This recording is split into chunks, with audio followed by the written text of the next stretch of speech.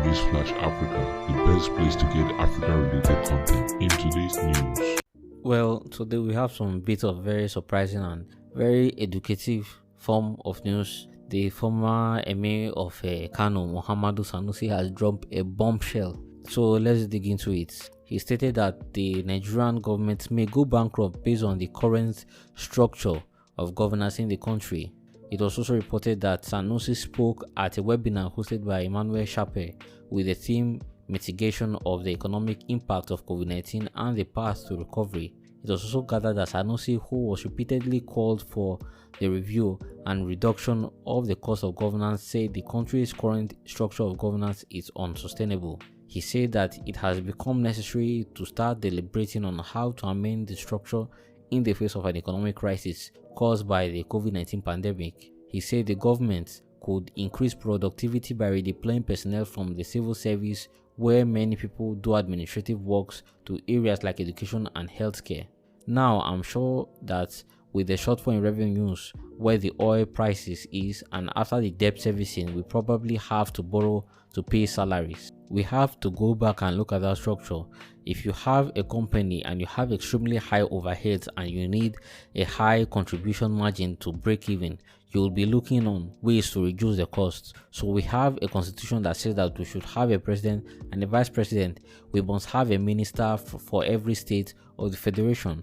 Whether or not it's 36 ministries, we should have 109 senators and about 360 members of House of Representatives. It also says we should have 36 senators, 36 deputy governors, each state with a House of Assembly and comprising of many legislatures, 774 local government chairmen, councillors, the personal assistants and the special assistants at all levels, staff members and vehicles. Do we need a bicameral legislature? Do we need close to 500 legislators in Abuja? Do we need the hundreds of state legislators? What are they doing? Do we need all these local government chairmen and councillors, or do we need to look at that structure? He said. Meanwhile, newspapers have reported that Sanusi just welcomed a baby girl from his fourth wife that he married back in September 2015, and that caused a lot of uproar, public uproar in Nigeria, because the girl was just 18 when he married her. Well, there's definitely a lot to unpack here. He's definitely stated some truths that when you have so many people working in the government, of course you will have such a high level of inefficiency and such a long waiting time for such policies, unneeded policies or even projects to be voted on and also implemented. And even with all that size, people will think that, okay, since the government is so large, so many people are working there, that will lead to larger oversight when all these projects are being accepted and granted. But that is not the case. When these projects are being granted to all these companies for them to execute, there is little to no oversight over them. So all these companies can simply do whatever ramshackle job they want and they can leave, and nobody's going to hold them accountable because the people that gave them the contract in the first place don't even care. And that is not me saying it. It is all over Nigeria. Go to local governments. Go to local governments all over Nigeria. You will see so-called projects that have been awarded. But if you see the finished job, it is nothing close to what those companies promise they will do. And of course, they are incentivized to continue like that because they know that the government is not going to hold them accountable. Nobody is going to hold them accountable. So of course, it is in their favor for them to continue like that. Because let's not forget, they are a business, they are not a charity. So if it is in their interest for them to do as little as possible, bring the worst materials as possible to complete a project in order for them to increase their profits, they will do that. They will do that. Especially when they know that there's little to no consequence for whatever action they take. We should just take a look at every other sensible country in the world. Look at Germany. Look at other advanced countries. Look at other advanced countries. When they are Nigeria is not the only country that is facing this crisis. Every single other country is facing this crisis. And when they are faced with this crisis, what they do, they cut costs. They cut costs everywhere, from projects they want to execute to government. They cut costs of running governance. But what has the Nigerian government announced so far since the start of this pandemic? Have they brought out any policy or even entertained any policies of them finding ways to cut costs in the government? They haven't. I haven't heard of any. And one other thing is that this man Sanusi is bringing up some important questions. do we really need a bicameral that is having the House, the Senate, and also the House of Reps? Do we really need them? Because in most cases, every other country that has the bicameral system is due to their large population, so they want to increase representation of the people in the government. That is the primary aim of such a form of governance. But how effective has that form of governance been in Nigeria? Has it led to more Nigerians being able to feel that their voice is being heard in the Senate or in the House of Reps? Has it? If it hasn't, if the aim of this form of governance hasn't been achieved, then what's the point of continuing it? What's the point of we continue to exercise it and keep it? Why? When we have found that it's not effective and it's not able to achieve the goals it was set out to accomplish. We have more than 774 local government chairmen in this country, councillors, personal assistants, and special assistants at all levels, staff members, all these things are drawing money from the budget.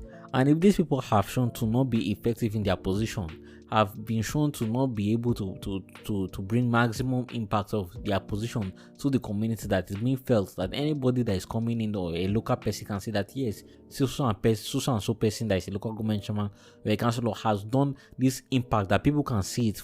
If they can't do that, then what's the point of having them? What's the point? We are complaining. We are driving ourselves to continuous debt by the Senate keep allowing the government to borrow.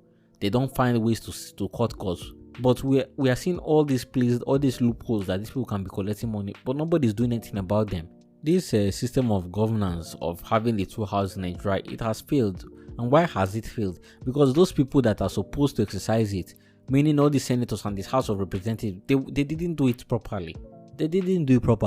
When is the time or the period for them to come back to their constituents and meet with them? They will only meet with special interest groups. That is who they are meeting with. They are not meeting with the average person. They are meeting with their special interest groups that may occupy a voting block that can assist them in getting that their re-election that they need in the next 4 years. That is it. We should all start to ask ourselves, how is the government always able to afford to pay the president? How is the government always able to afford to pay the senator? How is the government always able to afford to pay the local government chairman? How? But why are they not able to afford to pay doctors or to pay nurses or to pay teachers? These are people that are doing on the ground physical work, that are working every single day for the betterment of their own local community. But the government is not able to pay them. The government can never afford to pay them. But the government can afford to pay a senator, pay governors that even after they leave their office are still entitled to get houses and pensions. Who is a bigger draw on the economy? Who is a bigger draw on the government spending? Who is drawing more than they are adding? Who? Is it the doctor that is working in a local hospital in a community with the few equipment that they have? Or is a senator that is riding in their brand new multi-million car that is paid for by the government, not out of their pocket, and is going to be replaced by the government again after 4 years? How are we able to afford all these things? And who is adding more worth and benefits, not to the Nigerian even economy as a whole, but even to their own community? Who? We should ask ourselves all these questions. If we really want change in this country, we should ask ourselves: is this the path? Is it the way forward? Can we continue to go on like this? It's really saddening. It's really saddening to see this level of spending and wastage of money. But people don't. It doesn't really trigger them. It doesn't really bother them. They think it's okay. PDP will come out and complain that the government wants to spend 5.something billion, but I never heard them complain that to say that, oh no, we senators are being paid way too much. Now we should take a pay cut. Our salary should be reduced. Our allowances should be reduced, just to show as a sign of sympathy that we are trying to sympathize with the Nigerian population. No, you never hear any of that. They'll be the first to shout out and be shouting that no, we shouldn't take a loan. No, we shouldn't take a loan. But when it's time for them to even bring up the topic of cutting government spending or cutting their salaries, it's not even being discussed. It's not even being brought to the table. All these things are just political games for these people. Well, those are my personal thoughts on the matter. Please do join me on a future video.